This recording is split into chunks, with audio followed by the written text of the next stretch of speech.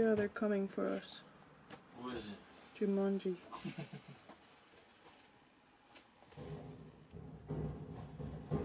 You know I'm catching this all on video, right? Stop!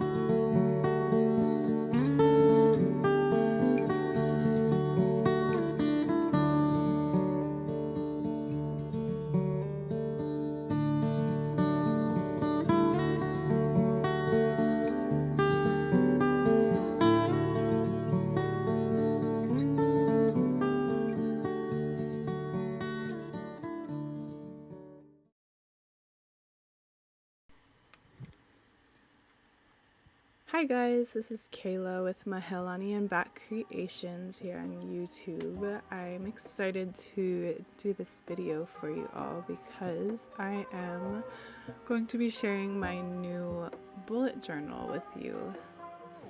So this is my very first, I guess, high-end journal, you could say. Ta-da! From Archer and Olive. It's my dot grid notebook.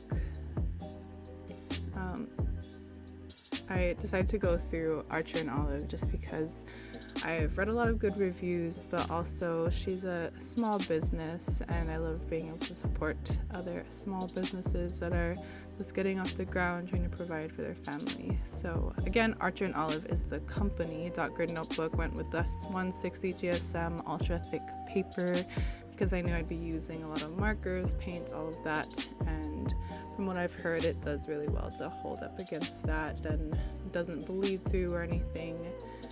So this was my choice, my turquoise floral design on the front with the beautiful gold foil. I love that it has 2 bookmarks, a little tab on the side for your pens, and how white the pages are. I really, really love that. So this was the notebook I was using before. It's just a little traveler's notebook, pretty thin, not very many pages in it, and also each individual page is pretty thin as well, but I'll be continuously referring back here just because this is my yearly calendar is in here, and also fun things like this 2020 in photos, space for a little bit of scrapbooking as well. So hopping right in, the very first page of course is for me to get some of my contact information. This book belongs to me, Kayla, and I wanted to make sure I had all of that information in there before I even jump in because of how forgetful I can be. I can forget literally everything everywhere. So I mean, I know we're mostly just at home now, but when we go out, I'm gonna need that just in case.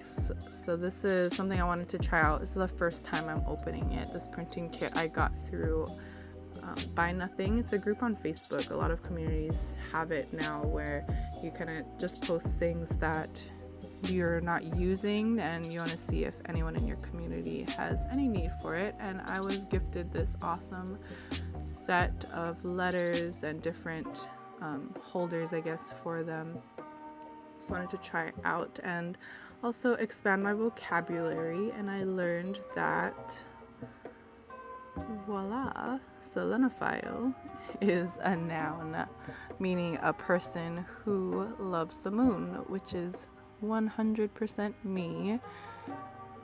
Of course, I had to do my lunar phases doodles at the top, and I wanted to jump right in, start testing out any of my my watercolors. So there's the metallic ones over there, and my Sakura of America watercolors palette there peeking in at the corner. I'll definitely link all my products that I can find and list them in the description below. But here I've just done a quick wash for a little moon watercolor here, and I wanted to do some blues and purples. Tend to be my go-to when I do moons, just because it's pretty calming and I like the feel there. I went back in with some darker blues to get some details of the craters and ridges of the moon. And once I let that dry, I went around the edges and did some more doodles just to fill up some of that blank space. I got some stars, some sparkles. This is all using my Pigma Micron pen, getting some extra doodles on each corner, and I thought it felt a little bit blank still, so I went back in just with a regular black pen to do a little border around the sides. And of course I accidentally wobbled on one of them, so I went with it and wobbled all the rest of them too. Next page was my, I guess, monthly overview spread, and this is for the flower moon. So I wanted to use some pinks, some light pinks, a little bit of mix with oranges just to get those springy, light peachy colors. I just did a kind of a spread on this side. I wanted to do mostly just an art piece, and I did notice the page starting to buckle a little bit, but it didn't bleed through, which I'm glad that that's the case. I mean, it is watercolor, so I figured it would kind of mess with the page a little bit, but it's holding up pretty well. I added in the gold metallic for the moon right there in the middle, and went back in with my Pigma Micron to doodle in some flowers and leaves to form this crescent moon shape across the side. I used Peggy Dean's tutorial tutorial book that she published. It's really amazing. She does all sorts of flowers. She has now animals as well, but I will also link that in the description box below. Finally, I went across the page, just did a swoop across, and I really liked how it accidentally meshed perfectly up with the beginning of this F here in Flower Moon. Again, it was a total accident, but I was so happy that it flowed so perfectly, so of course I went with it. Now this page, because I do my journal a little bit differently, I don't do monthly spreads like our typical month calendar year, January, February, March, April, but I do it with the phases of the moon, and I title it with the full moon name of that month. So we're coming up on the flower moon. That will be our next full moon, and it will be between April 22nd and May 21st, I believe. And so instead of having, each day of the month written out here on the front, I've done the 4 major moon phases. So the new moon, first quarter, full moon, and third quarter, and just did the dates and the star signs for a quick overview to look back on. And I felt it was kind of empty still, so I decided to add in my personal intention for this month, which is show femininity. And I went back in with some of my Winsor Newton colored pencils, see the colors here, to color in some of these leaves that I illustrated on the first page. Just wanted to add a little bit of a pop of color because it was all warm tones. I did still try to stick to a little bit warmer greens, but I wanted to add a little bit of a different color on that side. So on this new spread, I am doing my habit tracker, and I have actually never completely went through and tracked my habits for an entire month. And part of it is just because sometimes I just forgot to go in and track them. But honestly, if I'm speaking truthfully, I would intentionally not fill it in if I missed a day or two of a specific habit that I was trying to do daily.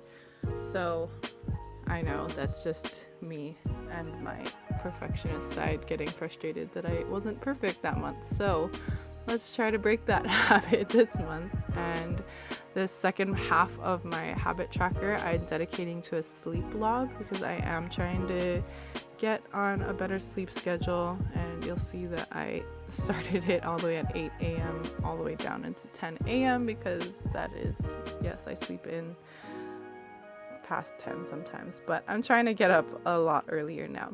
So this next page is dedicated to my daughter, Ellie. She's a toddler, 3-year-old, going crazy in this tiny home that we're in right now. But actually, before all of this outbreak, this pandemic, we had decided to start shifting our focus to for me to be home more and homeschool Ellie. It was at first a financial decision, just because we were spending most of my income on her preschool tuition, and I don't regret at all putting her in. I love that she made so many friends and learned so many skills that are certainly going to help her in the future. But now we are at a place where we're able to spend more time at home.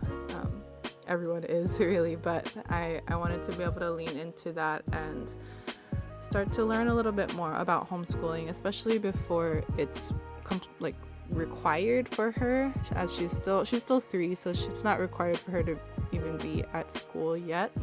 But I wanted for both of us to start getting into more of a daily routine, and she is a very curious toddler, so I wanted to give her something to kind of fuel her mind. I divided this space up into a few different subjects and categories. So of course, reading, writing, art, music, math, science, your typical school stuff. But I also, as a yoga instructor, I of course wanted to include this side, mind, body, spirit, of different practices that we can do together.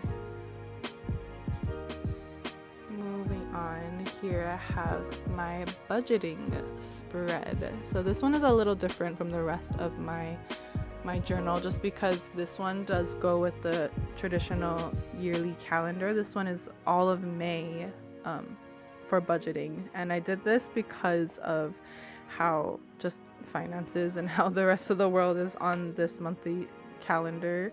I wanted to keep it the same so that I can keep all of it together per month. So that's another reason I'll still be using my other planner, that brown one I showed you at the beginning, that still has April in it. But once May comes around, I'll be in this one tracking our spending and saving, little space for calculations, and also writing down all of our income. It can be a little bit crazy and all over the place because we have many different ways that we bring in money, so I wanted to keep track of all of it there and make sure we're, staying within our budget as it changes every single month. And even though this is all just May, I wanted to tie in again those lunar themes there at the top, so I marked the days of the full moon and all those other major moon phases. These next few pages are blank because they're my journaling spreads for the new moon, first quarter, full moon, and third quarter moons. And then we move straight into the weekly spreads. So here is the first week, which is actually made up of 8 days because it's between the new moon and the first quarter moon. So I divided this spread up into 8 even spaces and put down the date, the day of the week, and the star sign that the moon is going through. And of course I drew little moons on the corners to indicate what phase the moon is in on each day. I think this one might be one of my my favorite layouts, just because it gives me the most space to write on each day. But we'll see, I guess, as I test out some of these other spreads that you'll see shortly. I just wanted to add a little bit of a touch back to the color scheme I did right on the first page, and of course adding some more of a nod to the flower moon, adding some floral design right there in the middle.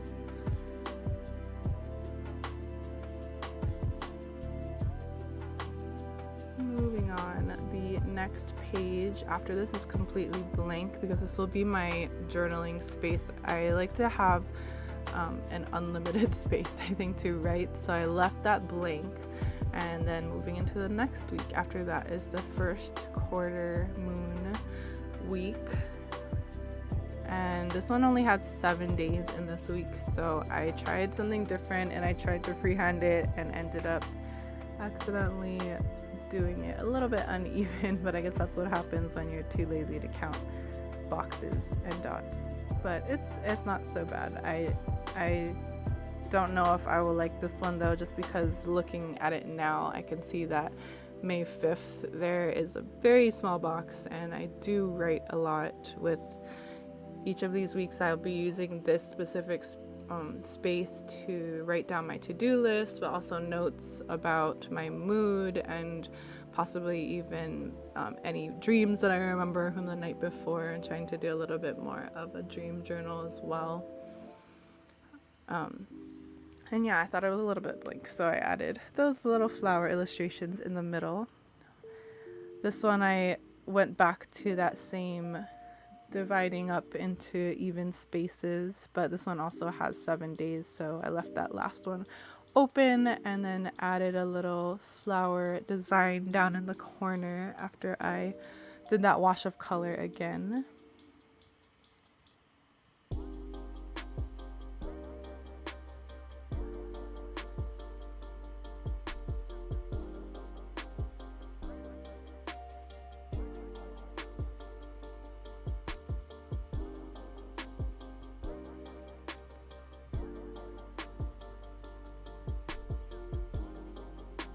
Moving on now to this last week in this moon cycle, the third quarter week, I chose a fun little Polaroid picture spread. I really like the look of these. I guess like those Fujifilm pictures that you can print instantly. I have a Polaroid version that doesn't have the frame around it, but I still love the look of these Polaroids where you can write on the bottom. So I used that as my space to do my weekly spread, and just filled in each picture area with a wash of color, and added, of course, some more floral designs, some branches and doodles of sparkles and stars. I'm really excited to see which spread I end up liking the most, and I will definitely get back to you on a little bit of a review on the notebook and review on which spreads I end up liking the most. But I hope this gives you some inspiration for maybe your own bullet journal or your own planner as well, if you already have one. But I hope you enjoy. I'm about to show you a full flip through of my flower moon journaling pages. Go ahead.